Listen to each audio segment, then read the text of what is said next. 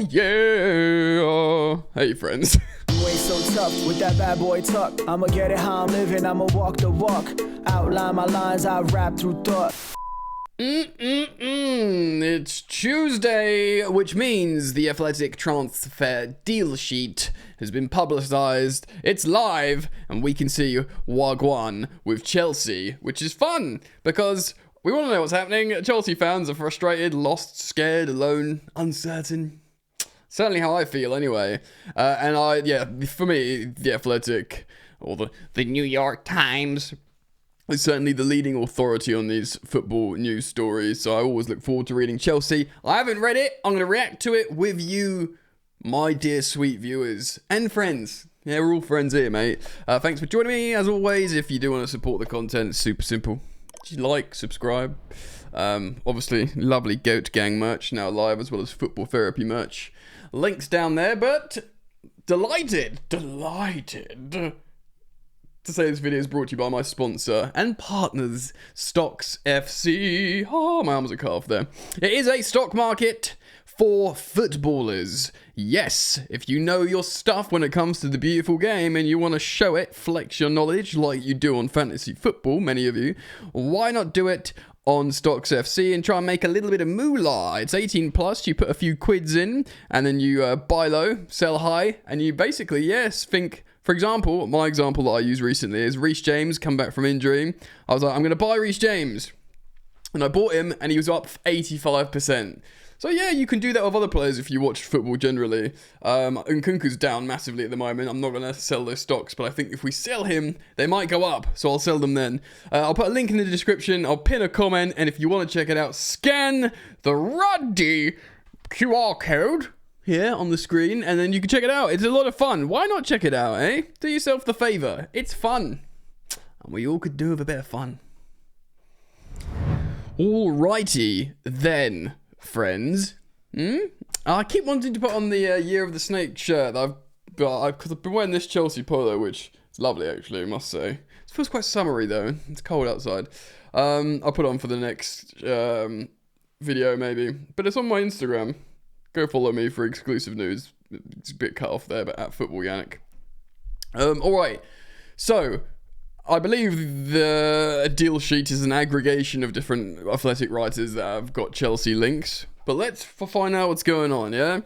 Chelsea, what happened this week? Well, the only significant development has been Chelsea finally agreeing a deal with Juventus to allow Renato Veiga to move to the Italian club on loan for the rest of the season.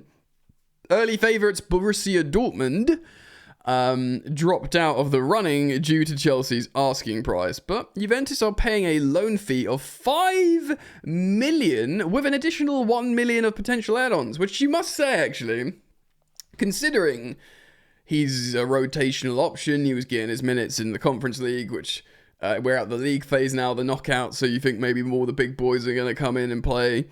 That's probably why he wanted to go, play centre-back, make sure he gets called up for the Portuguese national team World Cup qualifiers.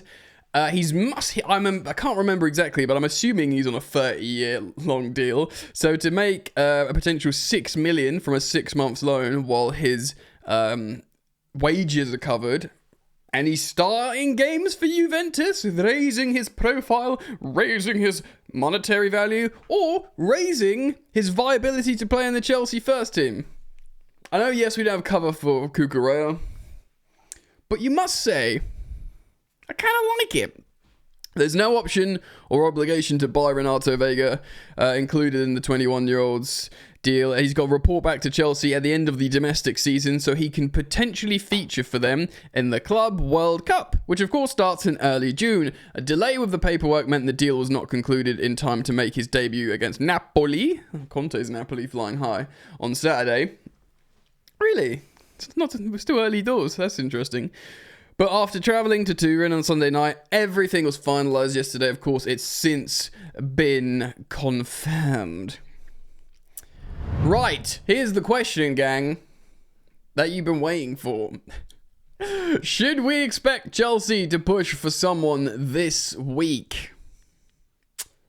Chelsea's stance has been consistent since the window opened. If the right player in the right deal becomes available, then they will consider it. The club's disappointing run of results, and it is disappointing. In fact, it's turgid. It's bad. It's really bad. And even that win against Wolverhampton Wanderers, I'd posit we played quite poorly in that game. I think we played better in games we've lost. Still, I've got nothing against playing badly and winning. I think that's a good thing to learn. But yes, it's been a dismal run. And to be honest, I'm shocked we're still where we are on the table, to be honest. I thought with 1 win in 7, we would have sort of gone... We've got the crisis klaxons ready if Graham Potter's West Ham beat us. Jeez Louise. The club's disappointing run of results. They have won just one of their last 7 Premier League games, like I just said. It's put them under more pressure from the fans to make changes, indeed. But regardless of recent form, Chelsea are looking for a left-sided winger and a striker, either now or in the summer. Signing a midfielder on loan is also a possibility. Probably only on loan because we're expecting Leslie Ugochukwu and Andre Santos to return to the club. Yeah? So fine. I got no issue with a 6 months midfielder loan personally. For cover if they can come in and actually know how to play with these kids. And yeah, left-sided winger and striker. I mean, we've spoken about that a lot. As the names get mentioned, we will react accordingly. Let's move on, yeah? What positions and players are Chelsea looking at? Well, let's find out. Let's take two specific positions off the table right now. Goalkeeper and centre-back. And I can kind of understand that because you just don't buy goalkeeper. As much as we all want it, and that clearly that's the biggest problem position right now, you just don't sign a starting Chelsea goalkeeper in January, especially in this current climate. You got to do yourself no favours. And we've signed 1,000 goalkeepers. Centre-back, we've recalled Trev Chalobah. We've promoted Joshua Chiampong. It looks like we're going to alleviate ourselves of Axel Disasi. You know, Badiashile and Fofana will return. You know, even Reece James, you think it could probably do a job. So, by signing Philip Jorgensen, of course, from Villarreal for 24.5 million euros, which is over 20 million pounds, and Mike Penders, of course, who's going to join from Genk next season in the summer, who, by the way, is very, very highly rated, but believe it when we see it, right, gang? Chelsea believe they already have added 2 young keepers who can provide strong competition for current first choice Robert Sanchez long term. Guys, I'm not going to do too much in this, but even if Jorgensen isn't good, just the tonic, like, it would be such a tonic to see him starting over Rob Sanchez against West Ham, wouldn't it? Like, stop the rot. Even, like, protect Sanchez. Consistent, relentless, incessant mistakes, mate. Just put him down for a bit, do you know what I mean? Not put him down, that sounds awful. It's like a dog at the vet. No, sit him on the bench. Yeah? Jeez. And by reaching a pre-agreement with Strasbourg for Mamadou Sarr for 14 million euros, 11.9 million quid, to join with them in pre-season, they're not thinking about a defender as things stands. Well, I thought they are thinking about a defender, but like, you know, Mark Gay, his situation, or someone else very good, you know. So what about the 3 roles they do want, as mentioned above? So here we go. Deep breaths, everyone. Manchester United's Alejandro Garnacho is one of the handful of wingers on their wish list. Fabrizio Romano separately has confirmed, watch that in the next few days. This could happen. This also includes Dortmund's Jamie Gittins and Nico Williams of Bilbao's Athletic Club. Most noise in recent days has been around signing Alejandro Garnacho, but nothing has progressed upon interest of this juncture. So on this, by the way, Jamie Gittins is exciting. I think it'd be very difficult to get. I also think it would be very, very expensive, personally. So Nico Williams, right? The fact how what's his name, Rafinha, is absolutely popping off at Barca now. Like, he's like king of the world at the moment. Because they wanted to get him out to get Nico Williams in. I think maybe the narrative's changing slightly there.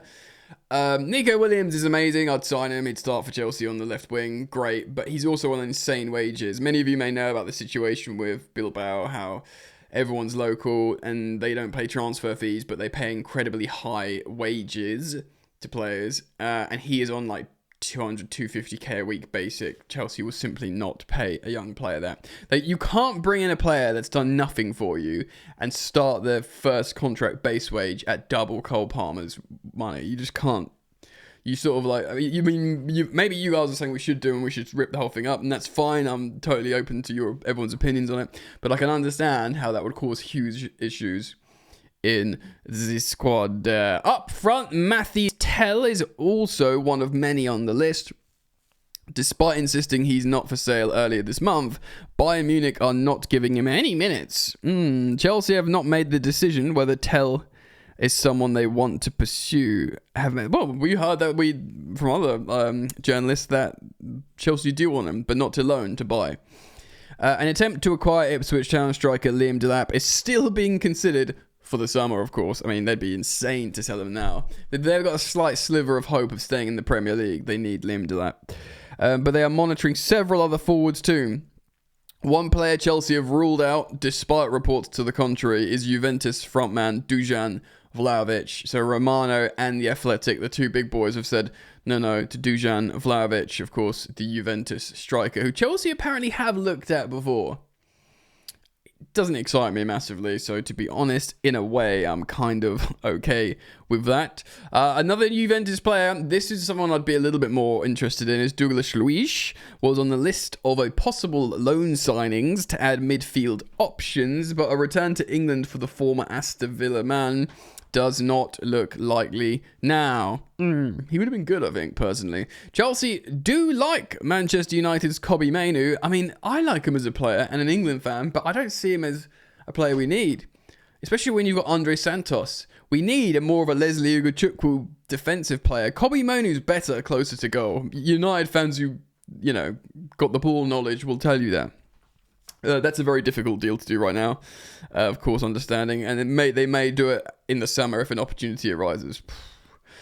Which players could be leaving? Villa still want to sign centre-back Axel Disasi. Chelsea have also had permanent and loan offers for him from other Premier League teams and indeed clubs in continental Europe. He will be allowed to go if the deal is right. On Disasi, loads of clubs want him, by the way, loads. Wolves are one of the other Premier League clubs who like the 26-year-old France international, but they are already looking at other options because they believe he's more likely to join Aston Villa. And yes, Romano has confirmed that Axel Disasi's agreed personal terms of Aston Villa. He spoke to Unai Emery on the phone. He wants to go there. And he might do well there. I think he's a good defender in some aspects, but not for us.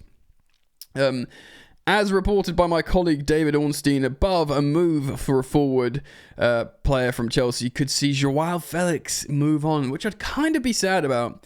I wouldn't be too bothered about Nkunku going at this point. This is, by the way, written by Simon Johnson. I'd be sad for Joao.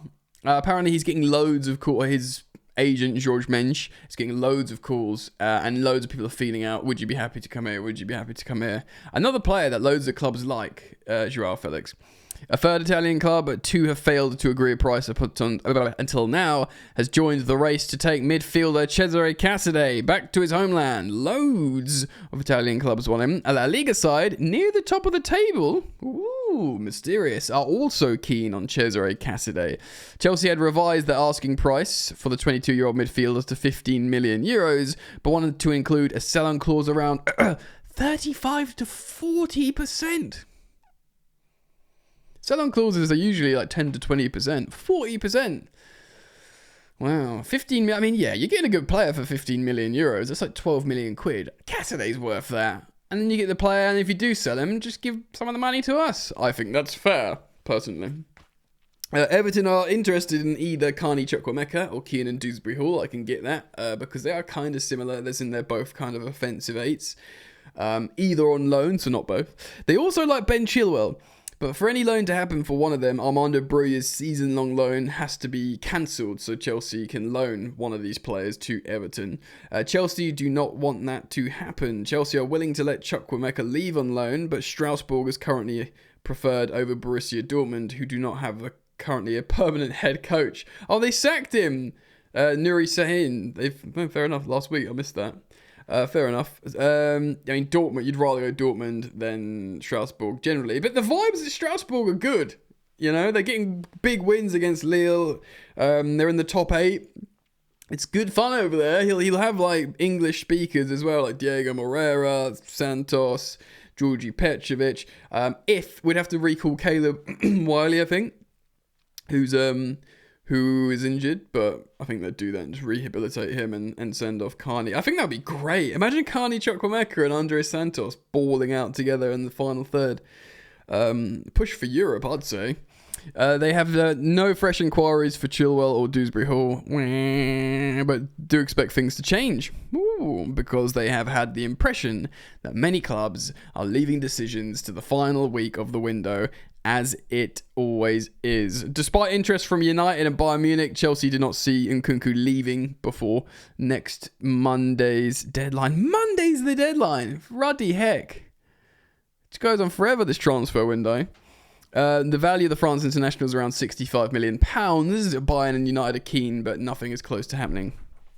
Okay, and then under 21s, Raksaki could be going to Frank Lampard's Coventry City. By the way, Frank Lampard got a few wins on the bounce.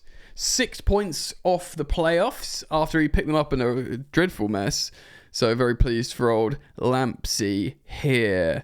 And then Omari Kellerman, I think, is going to stay and redevelop. Right, final section here. It's been a long video. Which positions in the squad do Chelsea need to improve? Well, given the size of Chelsea's squad, it's weird to think they have problems to solve, but a run of 2 wins in 8 matches across all competitions against bottom of the League 2 Morecambe and of course Wolves suggests there are issues. I agree, ladies and gentlemen. While a lack of a proficient goal scorer has been deemed as an issue, The Athletic pointed out Chelsea's bigger problem seems to be a lack of end products from the rest of the team. Jackson and Cole Palmer have scored 23 of the 45 league goals, apart from Noni Madueke, who has his own defensive issues, by the way, and wide players aren't doing anything really. One of the problems, this is maybe why we're looking at Garnacho, not that he's going to score loads of goals. One of the problems Maresca has faced is a lack of consistency in chance creation outside of Cole Palmer, Jackson and Madueke. Neto and Sancho have 6 assists from 37 combined league appearances, despite enjoying bright starts. Yeah, not good enough. Maresca has not placed trust in the backup striker Mark Guéhi, 19-year-old, either amid Jackson's 7-match goal drought in the league. Nkunku has repeatedly been called upon with the France international not impacting games. He just doesn't look like he wants to be there either, does he, guys? The goals from midfield have dried up too after Enzo Fernandez's promising run at the end of last year. And he wasn't a great run of form, Fernandez. He looks really, really effective. Yeah, despite all the investment in the last few windows, Chelsea still need a winger who offers a goal threat and that can capable of arriving in the box, finishing chances. And Eden Hazard, a Bukayo Saka, a Mohamed Salah, someone like that would be nice, but I'm not sure it's going to happen. Of course, we've got Esteval, Willian turning up in not so long, and he is a baller. So yeah, all right. Guys, put out to you. Start up the conversation in the comment section below. As always, I'll thank you for your support, liking and subscribing. If you do want to check out some Football Therapy apparel merch, the store links, products will be at the bottom. And I do recommend you check out Stocks FC by scanning this guy. You've still got time before the video ends. QR code here, or clicking in the comment section or the link. There'll be links. There's links. There's links. Keep it locked to this channel though, because if something pops off, I'll be the one to show you. Baby girl. Peace.